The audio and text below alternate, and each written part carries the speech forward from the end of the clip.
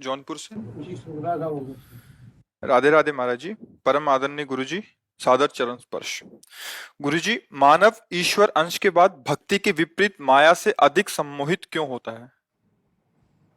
खेल है प्रभु का, खेल है।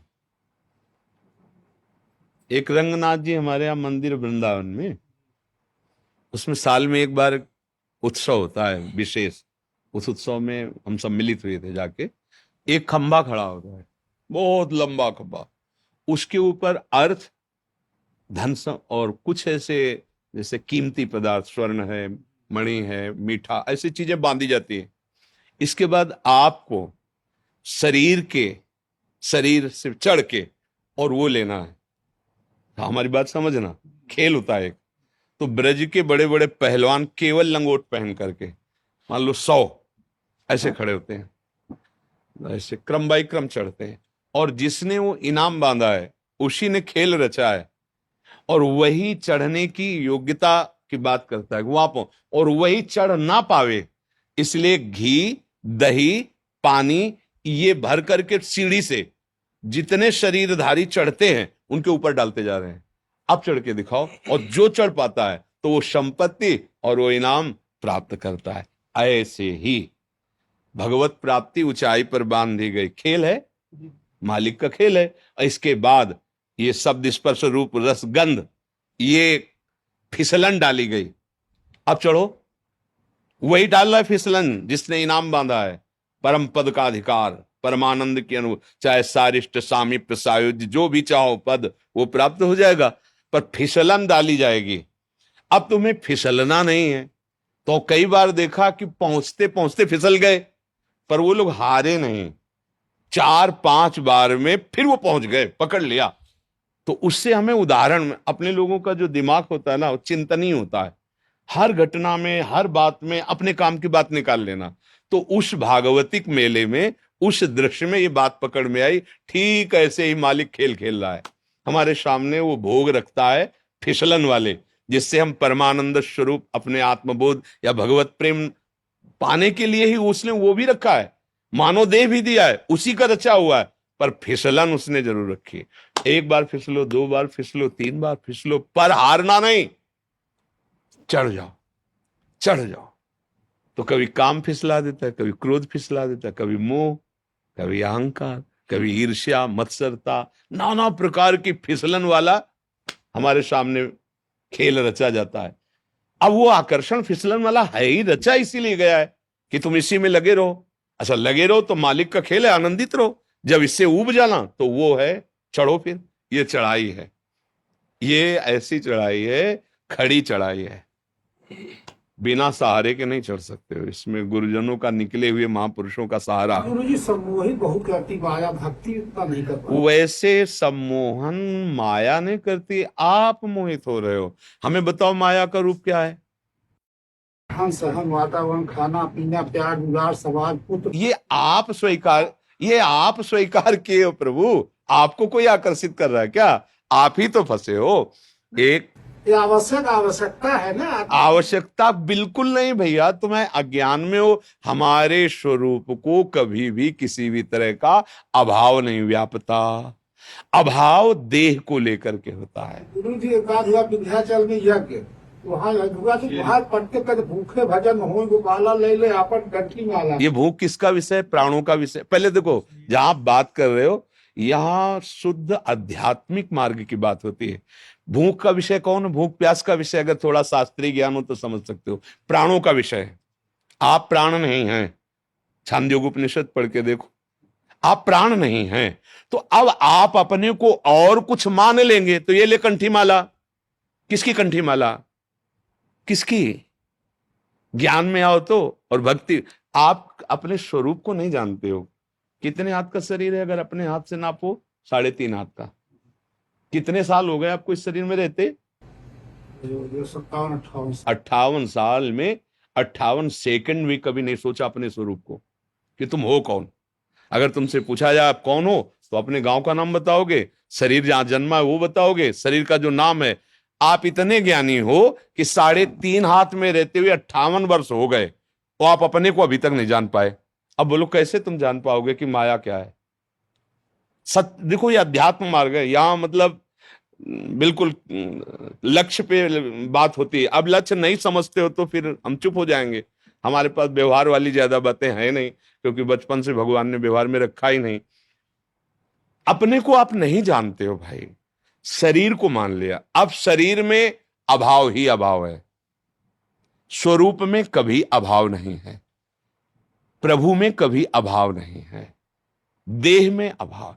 हम जिसको प्रिय मानते हैं, जिसको सुख मानते हैं, हम स्वयं उसको पकड़ लेते हैं और लगता है मैं इसके बिना जी नहीं सकता। ये हमारी गलती है, कोई माया नहीं है। जो हमें प्रिय लगता है वो हमें नहीं लगता है, इंद्रियों को लगता है।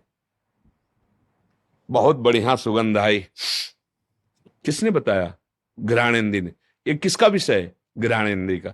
बहुत बढ़िया खीर पुआ बने, किसका विषय है? रसेंद्री का। बहुत बढ़िया गायन, किसका विषय है? श्रवणेंद्री का। बड़ा सुकोमल स्पर्श है, किसका विषय? त्वगेंद्री का। मना कष्टान इंद्रियाणी प्रकृति स्थानी कर सती। भाई बांधा किसने? तुम खुद बंध रहे हो। बंधे हो कीर मरकट किने। गोस्वामी जी कह रहे ना, जड़ चेतन ही ग्रंथि पड़ गई यद्यपि मृषा छूटति कठिनाई। जो कह रहे हैं कि ये लो अपनी कंठी माला, भूखे भजन होए गोपाला, ये बिल्कुल मजाक है। जैसे विनोद में नहीं कहा जाता, ये बिल्कुल विनोद है। ये कोई सिद्धांत नहीं है, कोई सत्य मार्ग नहीं। और ये केवल प्रवचन नहीं है। ये देखो बैठे हैं, ये एक ऐसे व्यक्ति हैं जो काशी में भी सेवा में रहे और वृंदावन में भी आ गए। इनसे पूछो, ये जानते हो कभी किसी से मांगना नहीं, किसी के आश्रम नहीं जाना, भिक्षावृत्ति नहीं करनी, आकाश वृत्ति। जो ईश्वर घाट पे दे देगा वही पालेंगे, अन्यथा नहीं। तो जब तक ये नहीं आए थे तब तक भरपेट भोजन नहीं मिला था घाट में, क्योंकि केवल शाम के निकल के आते थे और ऐसे जहां भिक्षुक जन बैठते हैं, बैठ गए तो कोई इतना सतुआ डाल दिया, कोई एक पीस बर्फी डाल दी। और किसी किसी दिन नहीं भी मिला, गंगा जल पान। वहां थोड़ी है कि लियो अपनी कंठी माला। 13 वर्ष की अवस्था से बाबा जी बन के निकले तो ऐसा थोड़ी कि साथ में हमारे रसोईया चलता रहा है। कंठी माला कभी एक बार भी नहीं आया कि घर लौट चले, कभी एक बार भी नहीं आया। ये कैसे कह रहे हो कि लो अपनी कंठी? अरे गर्दन उतार दी जाए तो भी नहीं होगा ये लो अपनी का। ये उनकी बात है जो विषयों का बैलेंस बना के चलते हैं, परमार्थ को नहीं जानते हैं। ऐसा कैसे हो सकता है कि हम प्रभु के मार्ग में चले, लो अपनी कंठी माला? मतलब सुख वांछा, देह भाव, इंद्री पोषण, ये एक मजाक में कहा जाता है। एक मजाक में जैसे कुछ शब्द बोले, ये सिद्धांत नहीं कहा जाता है। अपने को देह मानकर, मनुष्य मानकर भोगों में फंसा हुआ व्यक्ति आध्यात्मिक व्यक्ति है क्या? परमार्थिक व्यक्ति है क्या? वो तो विषयी है, दयाभिमानी है।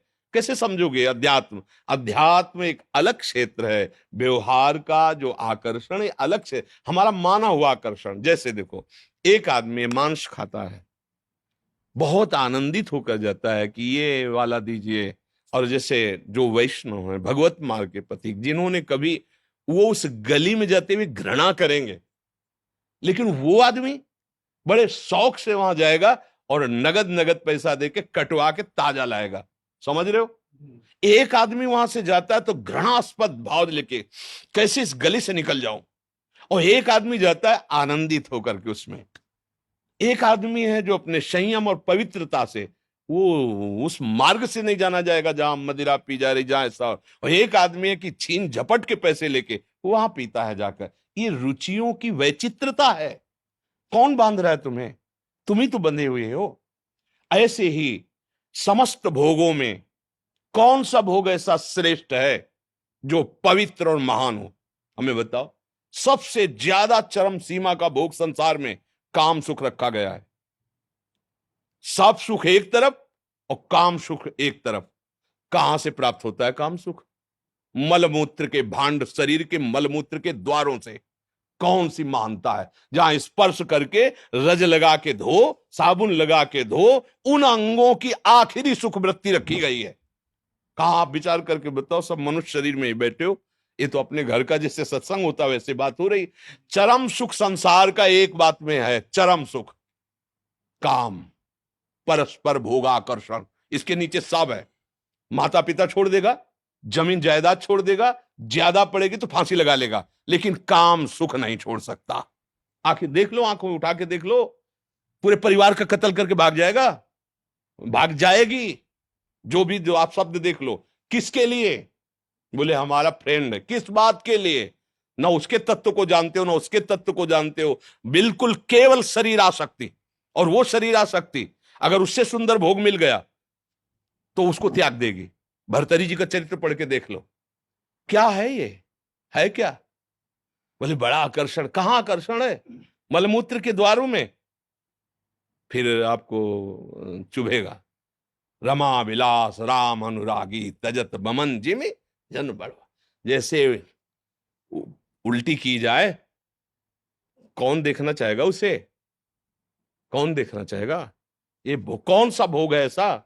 बर्फी पेड़ा शीशा में रखे अच्छे लगते हैं, 2 मिनट की बाद खाओ और लील जाओ और उल्टी कर दो, फिर देख ले कोई, वही पदार्थ है वही, और 6 घंटा रुक गया तो इतना बदबूदार नीचे से निकलेगा, कोई देखना नहीं चाहेगा। क्या है यहां सुख? कौन सा सुख है?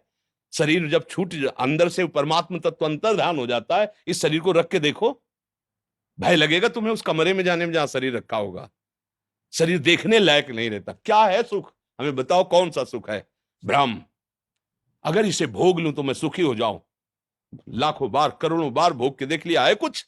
क्या हाथ लगा? फिर वही वासना, फिर वही तृष्णा। कह रहे हो मुझे माया फांसे। अरे तुम खुद अज्ञानवश आसक्त हो रहे हो। कहां सुख है? कहां है? किसमें है? बताओ। अगर है तो तुम्हें तृप्त हो जाना चाहिए। मेरी मांग है कि मुझे ये मिल जाए। मिल गया, अब तो शांत हो जाना चाहिए ना कि भाई अब कृत्य भयो में। जैसे केवट जी जो भगवान के चरणारविंद का प्रक्षालन करके चरणामृत पान कर रहे ना, तब प्रभु से कह रहा अब कछुलाथ अब नहीं चाहिए। जो खोज रहा था आनंद, बहुत काल में कीन मंजूरी, बहुत श्रम किया, फल तो आज मिला है रघुनाथ जी, आपके चरणों का चरणामृत पान करके, चरण पखार के। विश्राम कहां है? भगवान के चरणों में। बड़े बड़े चक्रवर्ती सम्राट अपने राज्य सुखों का त्याग करके और भगवान के भजन में जाकर विश्राम प्राप्त किया है। हम खुद फंस गए हैं, कोई हमें नहीं फांसे, हम खुद फंस गए हैं। सुख मानकर खुद फंस रहे। आप अच्छे से विवेक से बताओ कौन सा ऐसा सुख है जो स्थायी है, जो हमको सदा प्रसन्न रख सकता है, जो हमें क्लेश रहित कर सकता है? एक भी सुख बताओ। बोले अगर रुपया हो जाए तो फिर मस्त हो जाएंगे। जिनके अरबों खरबों रुपया है ना, टेबलेट से नींद आती है, शांति नहीं है, और चाहिए। क्योंकि अब इतनी पोजीशन बढ़ गई है, अगर इससे नीचे उतरे तो संसार क्या कहेगा? खुद फंस गया, कोई किसी को कुछ नहीं कहता, वो अपने आप में फंसा हुआ है। अब उसको चाहिए कि अमेरिका का जो सबसे बड़ा धनी है उसकी टक्कर हो, कि इंडिया में ऐसा, भारत में एक ऐसा धनी है जो विश्व लेवल का है। विश्व लेवल का जब बन जाएगा ना तो दिमाग खराब हो जाएगा उसका। अब ये स्थिति नीचे न गिरने पावे, कोई हमें परास्त न कर पाए। कहां शांति? सब जगह अशांति, भय। गोस्वामी जी का अनुभव, तब लगी कुशल न जीव कहूं, सपने हूं मन विश्राम, जब लगी भजत न राम कहूं, शोक धाम तज काम। हम खुद फंसे भैया, हमें कोई नहीं फंसाए। कोई अगर हमें फंसा सकता है तो हम खुद फंसे, हम ही फंसाने वाले, हम ही मुक्त होने वाले हैं। बंदे कीर वो पकड़े कि अगर छोड़ दिया तो मर जाऊंगा, अगर छोड़ दे तो मुक्त हो जाए। बहली आता है, फांस के ले जाता है। बंदर ऐसे सुराही वैसे डालता है, छुआरे चने आदि ऐसे कस के पकड़ता है, लोभी।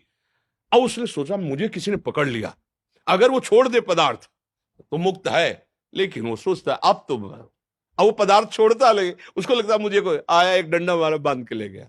ऐसे ही काल भगवान ये पदार्थ फेंक दिए हैं, शब्द स्पर्श रूप रसगंध, हम इनको भोगने में लगे हैं और लगता है कि अब मैं इनके बिना जी नहीं सकता और मैं बहुत फंस गया और कोई है माया जो मुझे फांसे हुए। जैसे वो बंदर सोचता है कोई बंधन जो मुझे पकड़ लिया है, कोई पकड़े नहीं। एक दिन एक महात्मा किसी राजा से मिले तो राजा ने कहा महाराज सदुपदेश कीजिए। तो उन्होंने कहा भाई सदुपदेश का तो स्वरूप ये है कि राज्य का अभिमान छोड़िए, सेवक भाव लाइए और भजन परायण रहिए, भोगों में सुख नहीं है। तो उनका महाराज मुझे माया पकड़े हुए है, मैं बहुत विचार करता हूं पर माया मुझे छोड़ती नहीं। दूसरे दिन टहलने के लिए निकले राजा के साथ, और एक आम के पेड़ को ऐसे पकड़ लिया। बोले महाराज सैनिक बुलाइए और मुझे मुक्त करवाइए, इस पेड़ ने मुझे पकड़ लिया है, महाराज मुझे मुक्त कराइए। कहा महाराज आप तो ज्ञानी महात्मा है, ये जड़ पेड़ आपको कैसे पकड़ सकता है? आप चैतन्य हो, आपने खुद पकड़। बोले समझ में आ रहा है आपको? बोले महाराज वो तो स्पष्ट दिखाई दे रहा है, आप चैतन्य हो, पेड़ जड़ है, जड़ आपको कैसे? बोले हाँ, ये जड़ माया तुझ चैतन्य को नहीं पकड़ सकती, तूने पकड़ रखा है, तूने अपने को राजा मान रखा है, तू अपने। बात समझो, कोई मुझे नहीं पकड़े। इसी भ्रम को नष्ट करने के लिए भगवान सत्संग देते हैं, शास्त्र स्वाध्याय की आज्ञा करते हैं। अगर आप सत्संग करें, स्वाध्याय करें, गुरुजनों के द्वारा दिए हुए नाम मंत्र आदि का जप करें, तो बुद्धि पवित्र हो। इस भजन सारथी सुजाना, तो हमारी बुद्धि पवित्र हो, तो अभी अभी हमें कोई नहीं बांधे हुए भैया, कोई नहीं है। और जो कुछ भी है, जहां भी आनंद नजर आ रहा है, वो प्रभु ही है, प्रभु के सिवा कोई नहीं। ये अनुभव में आ जाएगा। अब देखो हमारे पास परमार्थ और अध्यात्म के सिवा कुछ बात हमारे पास नहीं। हाँ कि तुम वो, हम तुम्हें जंतुर बांधे दे रहे हैं और हम तुम्हें आज से ये नहीं होगा, वो तो हम है। राम कृष्ण हरि राधा राधा राधा, बस ये है।